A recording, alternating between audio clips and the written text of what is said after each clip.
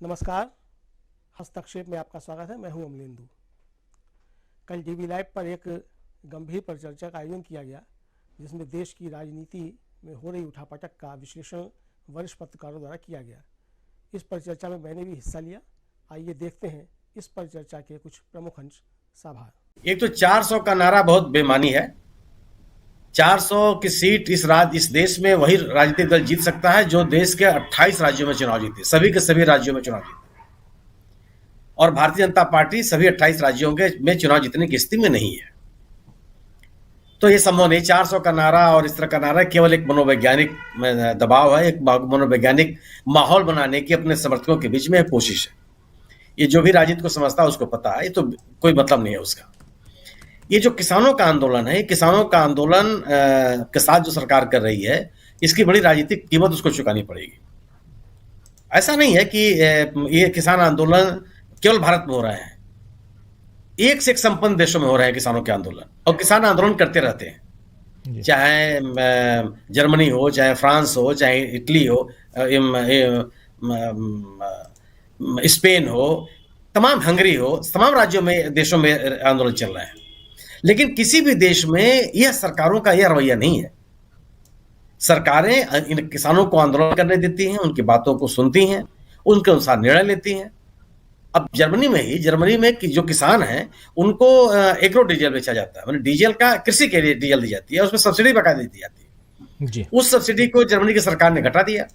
किसान उत्तेजित हो गए और बर्लिन में प्रदर्शन किया, देश के कई इलाकों में प्रदर्शन किया। लेकिन ऐसा तो नहीं हुआ कि वहां सड़कें रोक दी गई, कील कांटे बिछा दिए गए, उनके ऊपर आंसू गैस छोड़े जाने लगे, पुलिस का इस कदर से आक्रामक रवैया हुआ। और उस किसान आंदोलन का परिणाम हुआ कि सरकार ने जो सब्सिडी देती थी, जो घटाई थी, उसको उन्होंने बहाल कर दिया। चाहे बीजों पे सब्सिडी कम होना हो, खाद हो, डीजल हो, कीटनाशक दवाएं हो, कृषि उपकरण हो, जिसमें भी अगर सरकार ने कभी टैक्स बढ़ाया या सब्सिडी कम करने की कोशिश की, किसानों ने प्रदर्शन किया। और ये किसानों का अधिकार है, किसी भी लोकतांत्रिक देश में अधिकार है। कैसे रोक सकते हैं आप? और इन किसानों ने कोई अचानक तो आंदोलन शुरू किया नहीं। किसान मजदूर मोर्चा ने 45 दिन पहले इसकी चेतावनी दी थी कि साहब हम 13 तारीख को जाएंगे, दिल्ली रवाना होंगे। क्या 45 दिन आपके पास कम थे?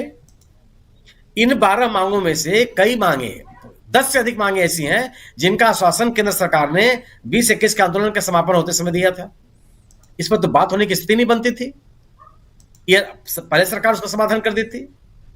अगर पिछले किसान आंदोलन के दौरान जो एफआईआर दर्ज किए गए थे, उन मुकदमों को वापस लेने का आश्वासन सरकार ने दिया था। ये तो 3 साल इंतजार करने की आवश्यकता है कि 21 में जो आंदोलन खत्म हुआ, 24 में आकर के हम अभी उसकी डिमांड हो रही है कि हम इस आंदोलन जो मुकदमा दर्ज किए थे उसको वापस लिया जाए। सरकार ने आश्वासन दिया था कि बिजली अधिनियम में वो विचार करेगी। सरकार ने आश्वासन दिया था कि जो किसान शहीद हुए हैं उनको आर्थिक सहायता देने पर विचार करेगी। एमएसपी पर आपने अपने घोषणा पत्र में 2014 में कहा था। ऐसा नहीं है कि ये कोई आज की मांग है, आपने आश्वासन पहले भी देश को दिया था। और क्यों नहीं करेंगे आप? क्या अपनी उपज का बेहतर मांग की मांग करना ये कौन सा अन्याय है? क्या फैक्ट्री में बनी हुई वस्तुओं की कीमतें निर्धारित हो सकती हैं और खेत में उपजे हुए अनाज की कीमतें निर्धारित हो सकती है जी? क्यों नहीं हो सकती? जो पूरी तरह से प्रकृति के ऊपर निर्भर है, जो कुछ भी किसान केवल अपने मेहनत के अलावा कुछ भी सुनिश्चित नहीं कर सकता। और अगर आपको कह रहा है कि हमारे, और ये तो कह नहीं रहा है कि हमारी उपज जो आप उसकी कीमत तय कीजिए, उसको खरीदिए भी, क्यों लेकर रहा है कि मंडी में यह निश्चित कर दिया जाए कि मंडी में इससे कम कीमत पर कोई खरीद नहीं होगी उन जो 22, 23, 24 फसलें हैं सबके बारे में?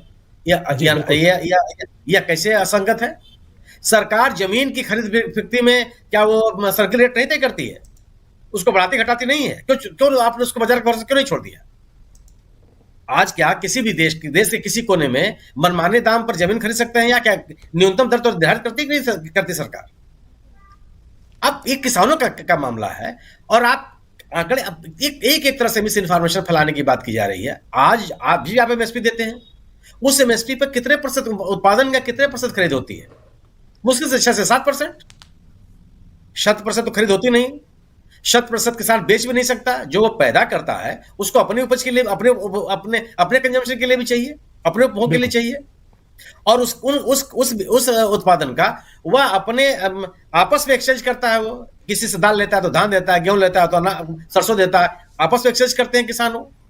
अपनी उपज का कम से कम 25% से अधिक कंजम्पशन सीधे सीधे किसान अपने अपने लिए करता है, 30% से अधिक अपने लिए करता है, वो खरीद होती नहीं है।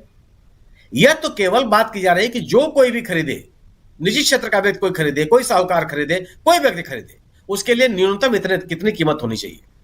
और ये जो विभिन्न अर्थशास्त्रियों का ये तो कहना है कि अगर आपने एमएसपी तय कर दी तो विभिन्न जिंसों की कीमत में 20 से 25% की कीमत बढ़ जाएगी। करेक्ट, बिल्कुल स्वीकार कर लेते हैं इसको। अगर जो सरसों का तेल आज 200 रुपए में बिक रहा है, अगर 225 रुपए में बिकने लगेगा तो आसमान नीचे गिर पड़ेगा। किसका नुकसान हो रहा है भाई? और क्या चीजें महंगी नहीं हुई हैं? कौन सी चीज है इस समय जो पिछले 10 सालों की उसकी कीमत नहीं बढ़ गई? उन कीमतों को कम करने के लिए तो आपने कोई प्रयास नहीं किया कि आप सबके पहुंच के अंदर हो। दवाओं की कीमतें कितनी बढ़ गई, भवन निर्माण की सामग्री की कीमतें कितनी बढ़ गई, कृषि में उपयोग होने वाले चाहे खाद हो, बिजली हो, कृषि उपकरण हो, कीटनाशक दवाएं हो, किसकी कीमत नहीं बढ़ी है? उनकी कीमतें तो कम करने का आपने प्रयास नहीं किया। क्या किसी ने सोचा कि ये उनके पहुंच के बाहर है कि भीतर है? बढ़ी हुई कीमतों का परिणाम है कि आज जो नियमित जीवन के उपयोग में आने वाली वस्तुओं की बिक्री, उसका जो मांग है वो बाजार में घट गई है। बाजार में मांग की स्थिति नहीं रह गई, ये तो कीमतें ही हैं। तो सभी चीजों की कीमतें बढ़ती चली जाएं, उसके लिए कोई रोक टोक नहीं। किसान की वस्तुओं की कीमत, अगर किसान कहेगा कि हमारी कीमत आप निश्चित कर दीजिए, उसका कानून बना दीजिए, तो आप यह रवैया अख्तियार कर लेंगे। जो सरकार का रवैया है ये कहीं से भी तर्कसंगत नहीं है, इसका समर्थन नहीं किया जा सकता। और किसानों के साथ निपटने का, उनके आंदोलन के साथ निपटने का यह तरीका तो सर्वथा आपत्तिजनक है।